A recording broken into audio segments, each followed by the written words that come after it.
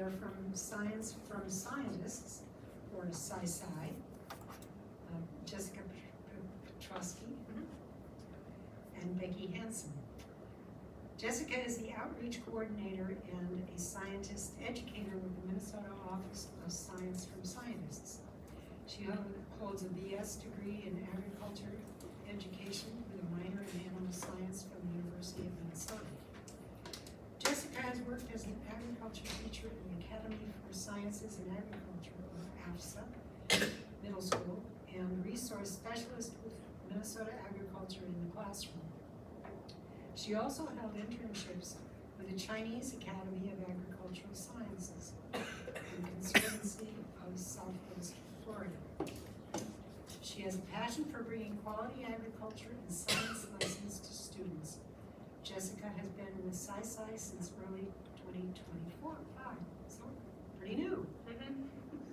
Bekki Hansen is the Director of Operations for the Minnesota Office of SciSci. She holds a bachelor's degree in microbiology and a master's degree in science education. Bekki worked as a molecular biologist at Vanderbilt University and at the Mayo Clinic before becoming a licensed science teacher. After a couple of years teaching in traditional classrooms, Bekki found her passion in informal science education, working as a program manager at the Bakken Museum for 16 years. Bekki has been with SciSci since 2023. Welcome, Becca and Jessica. Take it away. Thank you.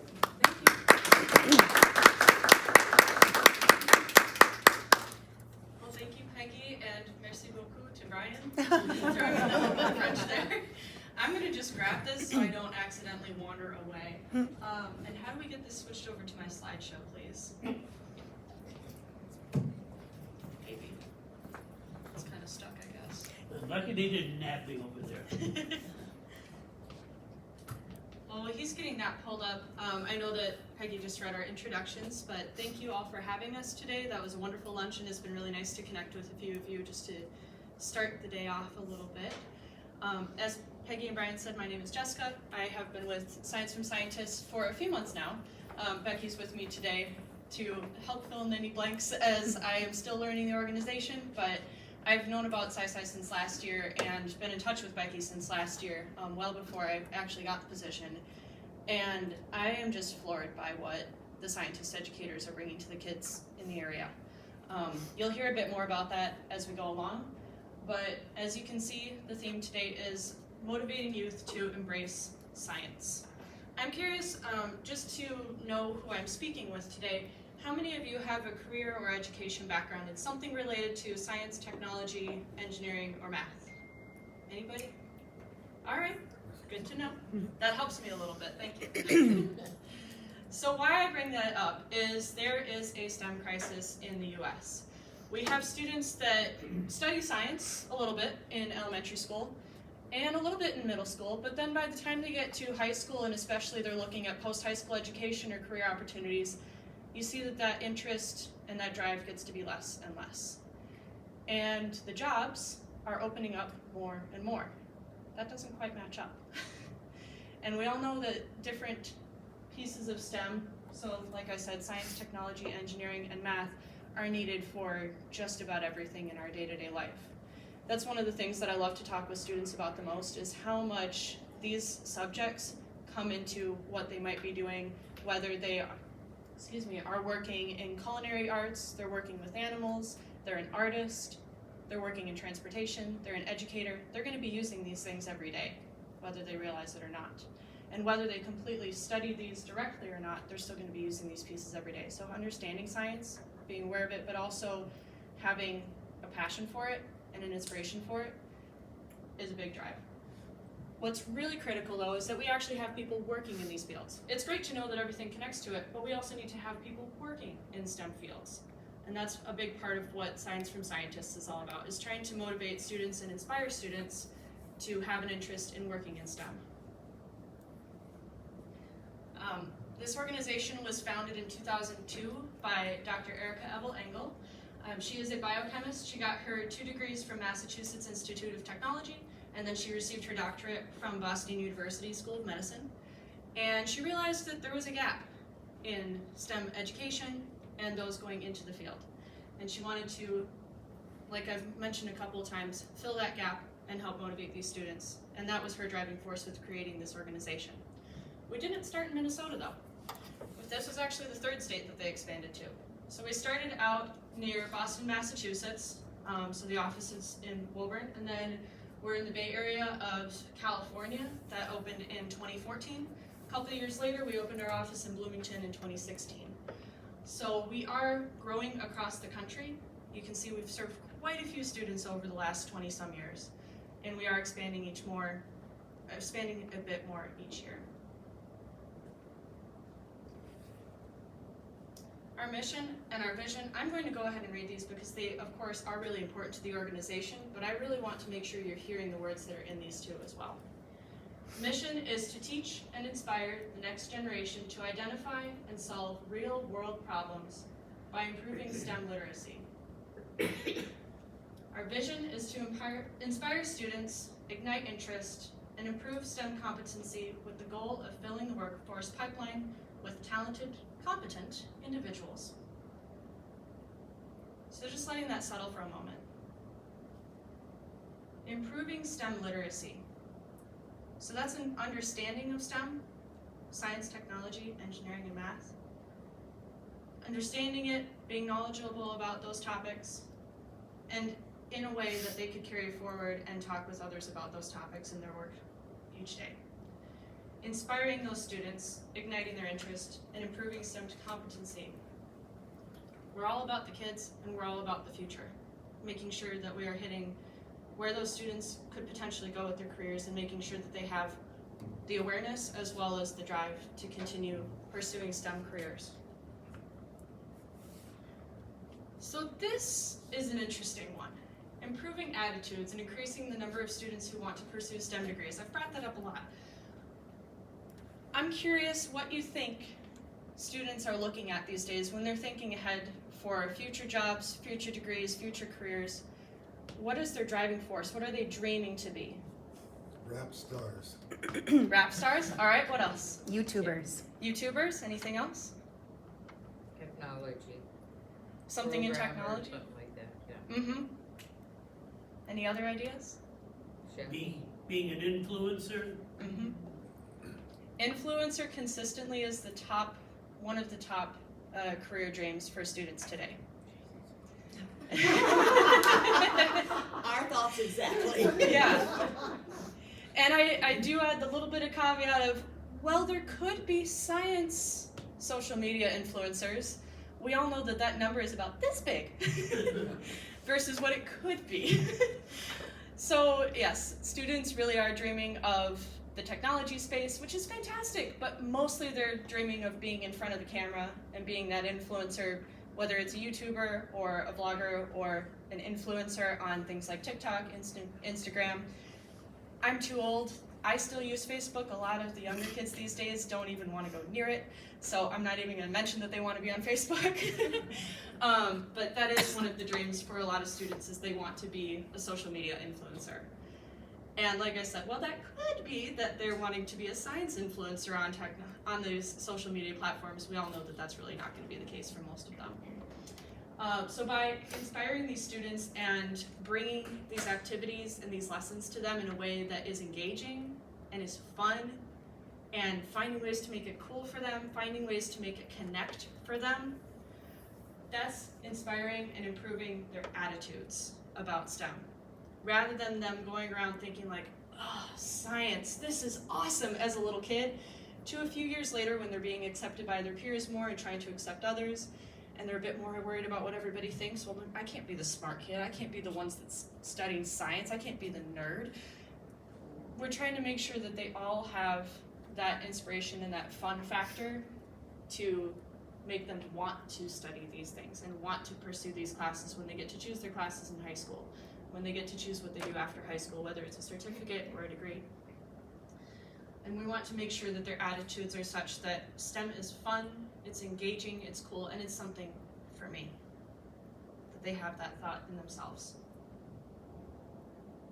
With that, we also want to improve aptitude, so improve STEM competency of students so that they are globally competitive. There are so many other countries out there doing amazing things in science, technology, engineering, and math. We can't be left behind with that. We've got too many amazing and brilliant people in this country to be left behind with that. And we want to make sure that these students have access to science lessons that are not only going to be inspiring for them, but also going to keep them globally competitive and keep them up with what's going on in the science world around the world. So we do bring lessons to them that are potentially otherwise unavailable. Maybe the teacher doesn't have that much of a background in STEM. Maybe they themselves are a bit intimidated by dissections or dry ice or understanding how electricity or magnetism works, and they don't feel like they can bring those lessons themselves to the students. And that's one way that we help to fill the gap, just a little bit, by bringing these lessons to the students ourselves. One of the things too is elementary school teachers and middle school teachers quite a bit too. I've got my teaching license. I've been around teachers quite a bit and been in education for quite a bit. But one of the things about if you're a grade school teacher and you're not a specific subject teacher is you are taught to teach everything. So you are expected to teach math, English, a bit of science, a bit of art, maybe a bit of music if you can find the time, and trying to squeeze that in with everything else and feel like you have the knowledge and the ability to do that yourself can be really intimidating for a lot of teachers. So by providing an outlet for them to be able to bring somebody else into the classroom and do those really high-level experiments with them, with the students, that can be one way to help improve this kid's access to the literacy that they need. Our target audience is not the high schoolers, but we are trying to reach 2nd through 8th graders. If you think about back when you were a little kid, when was it that you were really confidently answering, what do you want to be when you grow up? It wasn't really in high school. You were maybe answering it at that point because you already had a vision for it and you were already on that track. But the time that you were still dreaming about that and still coming up with that idea and still finding yourself was back in this elementary to middle school years. So we're trying to capture these kids and their imaginations and their thoughts about themselves while that's still developing and open up their eyes to what is possible at those ages. So we have a curriculum for 2nd grade that teachers can grab and teach themselves. We go into classrooms and build programs to work with 3rd through 8th graders directly. We do expand a little bit, like just this past year is when we added the 2nd grade curriculum, for example, but our target age really is that later elementary school to middle school age range. Like I mentioned, STEM interest must be nurtured early. We see in elementary school, so many kids are interested in science, technology, engineering, math. They think this is awesome, let's blow stuff up, let's make things go faster, let's see what this can do. And as they get into middle school and high school and later, they start to have that peer pressure that I mentioned. They don't really want to be seen as that kid that's excelling in any of these areas because that makes them different. They don't want to be seen as that kid that gets it when everybody else is confused. They don't want to be seen as that kid that's really excited about something because why do you guys care? So the social pressure gets to them. Teacher responsibilities. I mentioned that teachers are kind of like the Swiss Army knife of the education world, especially if they're a regular classroom teacher and not a subject teacher. They need to know a little bit of everything at enough of a depth that they can explain it to the kids. It's really hard to teach something if you don't feel confident in it yourself and if you don't feel like you don't know about it yourself. The lack of hands-on labs can be an access thing. So whether that is teachers don't know where to get the materials, they don't know how to work with the materials, or it's just a cost thing. Maybe they don't have it in their budget or the school can't find a way to make that happen for the teachers. Maybe they can't take the time or find the grants to write to get the funds to get those the pieces of lab equipment that they might need, or different materials for the labs. It could be the lack of access to hands-on labs. Lack of parental involvement. Even if parents are really involved in their kids' lives and really involved in their kids' schooling, there can still be a lack of parental involvement because kind of like the teachers, maybe the parents don't feel confident in their own science background. Maybe they don't feel like they can help their kids with their homework. Or maybe they don't understand the topic themselves enough to be able to help the kids. And then to not have aspirational role models. 20-something years ago, there was even more than today, a big push of people understanding that science was a bunch of really old dead white guys. And those were who was doing science. One of the things that we try to do with SciSci is make sure that students see pictures and hear stories and see real scientists today that are still living from all walks of life, all ethnic and cultural backgrounds that we can, and especially ones that represent the students that we have in a classroom. So we try to bring in stories and pictures and little biographies of scientists that show who current day scientists are and what they're doing. One of the fun things to point out to kids too is, yeah, this neuroscientist, they're probably at work right now looking at this stuff that we're talking about with the scientist. And I'll show you a quick little example of this in a moment. But making sure that these kids have aspirational role models, people that look like them, people that they can relate to, whether it's culturally, ethnically, or even age-wise. We don't want to have somebody that's way old or way young. We want to show a range of ages to these students to show that science isn't just for when you're really little and you think everything in the world is amazing. It's not just for when you're really old and everything's all figured out. It's for everybody. Science is for everybody. So we do offer different programs during the school day. Our trademark program that we offer is ISMB, in-school module-based learning. So it's either half or full year STEM enrichment programs. We come into a school every other week throughout the school year, or the half year, and we are bringing a lesson to the kids every time. It's a completely different thing each time. Maybe they build on each other, maybe they relate to the curriculum that the school is studying at that time, but it's something that's a relationship between the scientist educators and the teachers to figure out what lessons are being brought to the kids throughout the year. We do have one-day programs. Those are kind of like a little teaser, a little bit for the school to see if they would like to sign up for this full or half-year program, or maybe they just have the funds for the one and they want to have us come in for one day and really get a good blast of what science could be for these kids. Different theme packs, so different explorations with set topics and lessons to go with that, and like I mentioned, the second grade full curriculum for teachers to take and run with. We do have some outside of school programs as well, so in case you can't read that back there, we've got after school programs, summer school programs, and vacation camps, so those are day camps. For the in-school programs, we, like I said, do them during the school day, so we're part of the regular school day.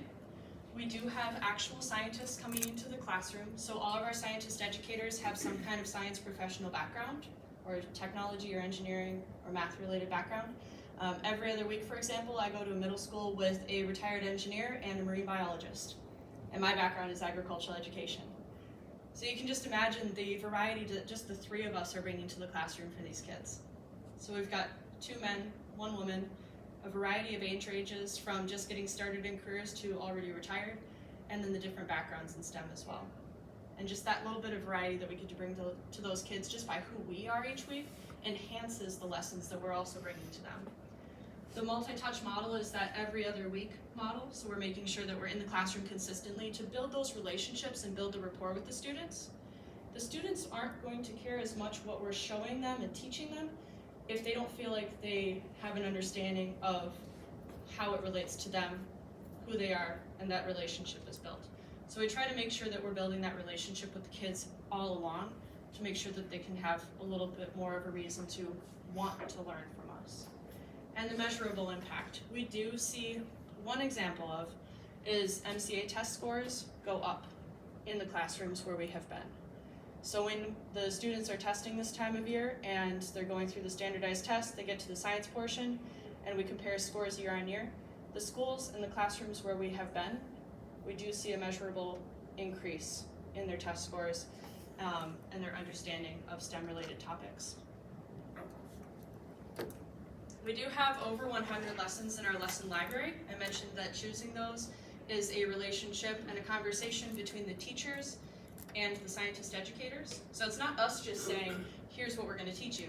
It's the teacher saying, you know, we're studying this topic in this point of the school year. I'd really love it if you could bring this kind of lesson in. Or I noticed that you have this lesson that relates to this portion of our curriculum. I'd love if you could talk about that.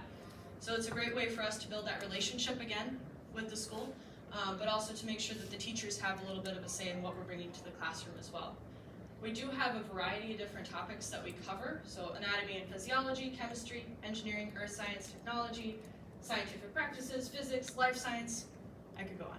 But these are our main 8. They are hands-on. That is especially key because people in general, whether they're little or really old, people learn much better if they are doing something. It's great to be told, but that's also why I brought an activity for you today. I could talk with you all day long, but I want to make sure that you're also learning something a little bit today as well. So you will be students in a moment, don't worry. So we do bring hands-on activities for these kids, so they are doing something, hearing something, seeing something with science, technology, engineering, and math. Like I mentioned, there is a measurable impact when we are in the classroom. So compared to before our programs, to after we've been with the school for either that one semester or full school year, you can see how our impact grows, what students are understanding about science, and their confidence in these different topics. I think I especially love this one down here. 77% have greater STEM career interest, awareness, and confidence. Students believe they could work in STEM someday. Yeah. So are you a for-profit organization that sells yourself to school districts? Do they hire you like that? That is a great question. We are actually a 501c3 nonprofit organization. So we do have funding that's required for our programs because we do need some money to make the materials work and the people. But do they hire you just the same? We do have employees and then we also have volunteers. No, the school. Oh, the schools. So if you go into a school, does the school district buy your services, or does a school, There is a fee for us to be there. The schools do pay a portion of that, but it's pretty rare that they will pay all of it. So we do have sponsors and donors and grants that can be written to help cover those costs. how do you pick the school? That's a great question. Becky, you want to help me out? Typically they come to us. A lot of it is word of mouth. However, we target schools that serve underserved, underrepresented audiences, mostly because those are the areas where we find that students struggle the most to identify themselves as STEM professionals, as scientists, as engineers. And so it's kind of a symbiotic relationship. And we've been working in Minneapolis public schools, we've been working in St. Paul public schools. Not all of those schools, but I've been working with one of their STEM specialists for the last 2 years, where she's been having us go into these schools to give them an extra dose of science. And some of these schools are very challenging to work in, but those are often the kids who don't see a STEM career as something that is attainable for them.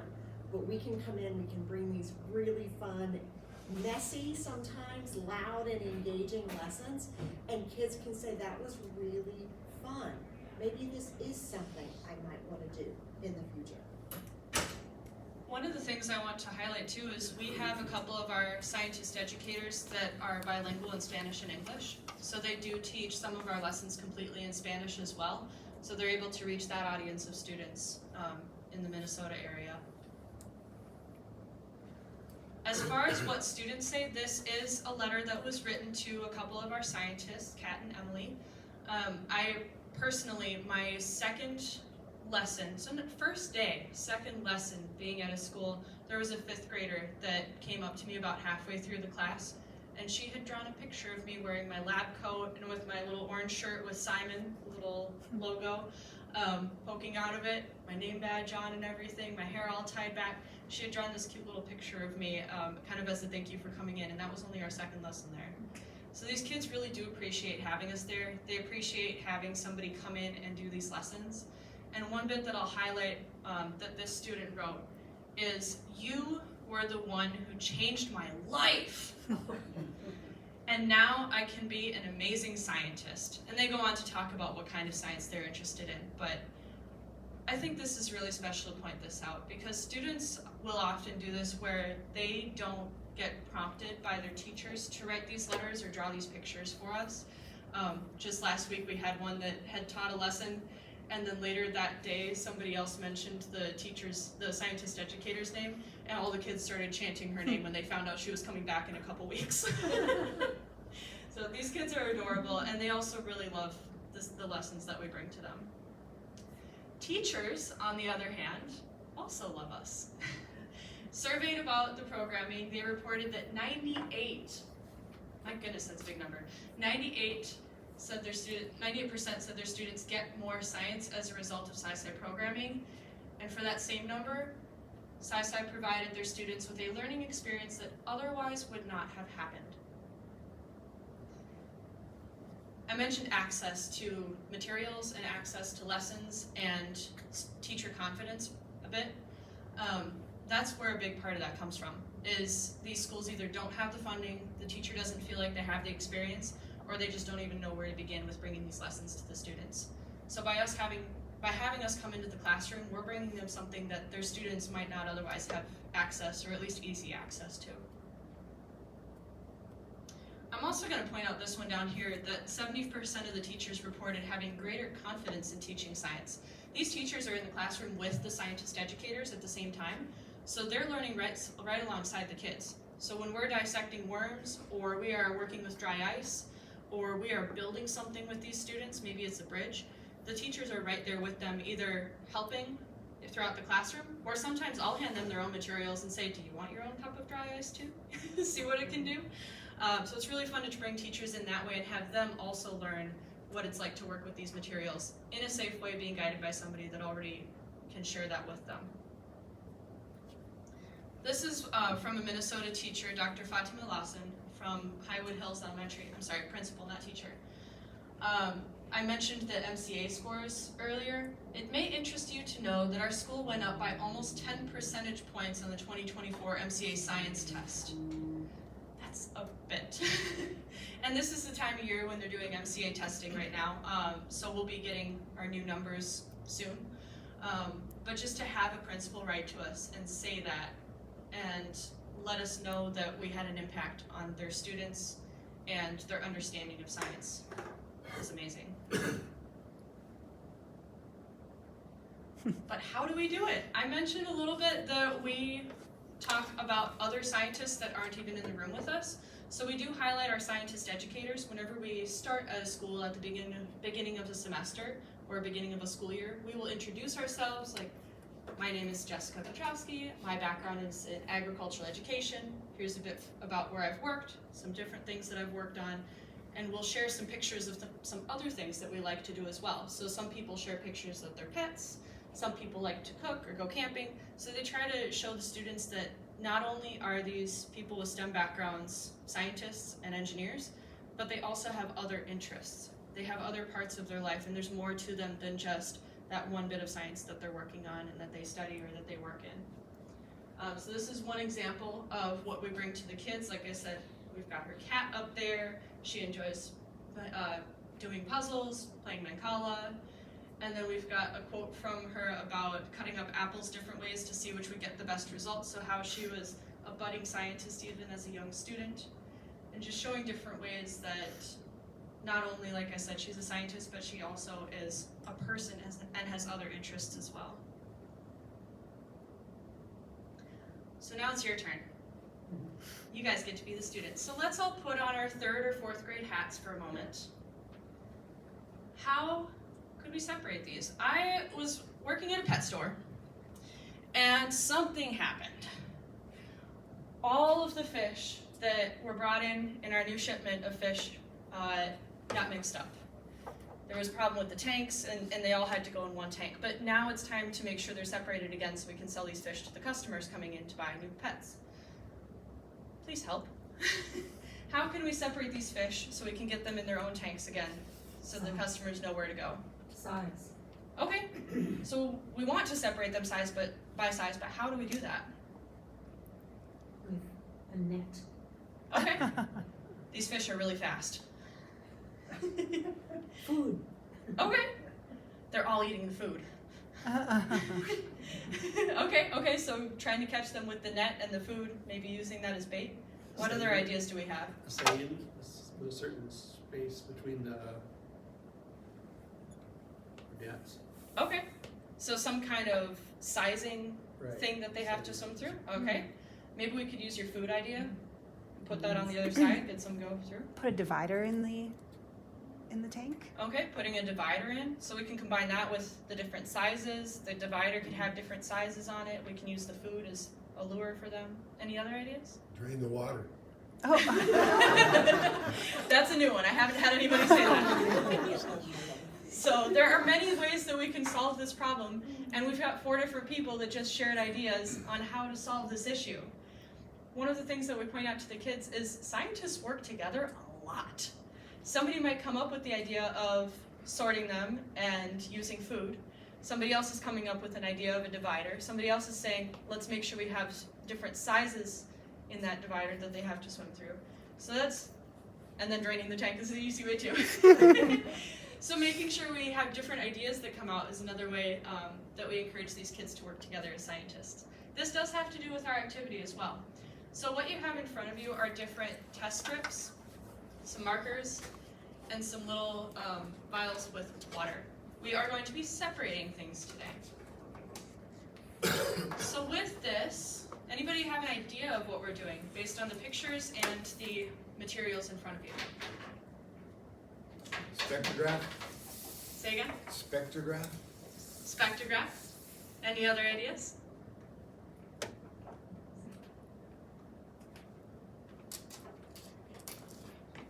So yes, we are going to be separating these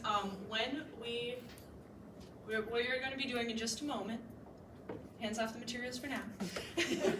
In just a moment, you will be drawing a dot on your paper, and the dot is going to go right on the line here, and you're going to be dropping your paper into the tube.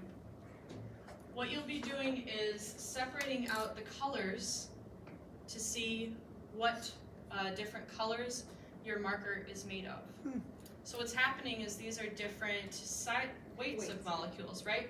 So different weights of molecules make up these different colors, and as the colors travel up the paper, the heavier ones are staying down towards the water, the lighter ones are rising up towards the top as the water wicks up the paper. So there are different ways that scientists use these. Bekki, could you explain this a little bit more? Yeah, so the one with the purple background, the big one, that's gel electrophoresis. So an electrical charge is run through the samples, and depending on whether the components of the sample are more positively or negatively charged, the components will separate. And so one way to isolate a component of a chemical is then to study each of those bands on there. The one in the bottom right, that's pretty much color chromatography, just like what we're doing. Yep. And then gel electrophoresis up in the right hand corner, that's the same thing as well. So this is a technique, I used to use it in the lab all the time, to separate a molecule into its individual components so that each of those individual components could be studied in a little more depth. So let's go ahead and grab those markers and get started. So you're each going to need one piece of paper, and like I showed on the picture, you're going to draw a little dot on your paper right about where that line is. You don't want to do it below the line too far because we do not want that dot to touch the water. The dot right in the Yep. And once you have your dot, and you're just doing one color, once you have your dot, you're going to drop your strip into the tube just like the picture shows with the dot towards the bottom. Don't just submerge the dot under the water, just drop it in. We've already set it up at the right level. Yep. So just drop it in and give it a little bit of time. It does take a moment, but you'll start to see what happens. That is a good point. Put the Please don't cap back shake it. on? Yeah. You don't have to. Okay. Just don't be throwing your arms around too wildly and you'll Right. be fine. Settle down. Yeah. Is anybody starting to see anything happening? Yes. What are you seeing on yours? It's spreading. What do you see? Like little feathers of color. Okay, so you started with orange and it looks like there's kind of a bigger orange dot moving up, but it's leaving a light trail behind it. What do you see on yours? My purple dot has horns. Your purple dot has horns. It's growing up on the sides. Is it still purple or are you starting to see other things? Lavender. Okay, so it's lightening up a little bit. What colors do we have back here? Purple, it's going down. Okay, yeah, so the color's going down a little bit, so it's grabbing that moisture and that moisture is drawing it down a little bit. The dot is also moving up though, because I know you drew it on the line. Oh yeah. So it is moving up. How about the blue? How's that doing? It's, Okay. the dot is now. And what colors do you have? Green, it's coming up green. Okay. Gray was the start. So you did. So gray was the start, and he's seeing a lot of green over there. Yeah, mine was definitely on the line. I think it's above the line. Yeah. Yours went What are you up seeing straight, over here? Mine is more tear-shaped. It's kind of fanning out. Color isn't really changing. That one I. Okay. Oh, So the okay. red is not really changing a whole lot. Which I color mean, did it you could be a have? control. No, you're fine. Purple? Look at the black. Look how high it's gone. Uh Yeah. huh. That's really rising. Did anybody's dot just stay on their paper or on that line? That's what it was. All right. Oh, yeah, mine is up. It was on the And line. it was that, That's green. There's Yeah, nothing on the mine bottom is too. anymore. there's, yeah, see, there's. The whole dot I is thought gone. with the green there'd be- So this is chromatography paper. So this is what this paper is designed to do. Ah.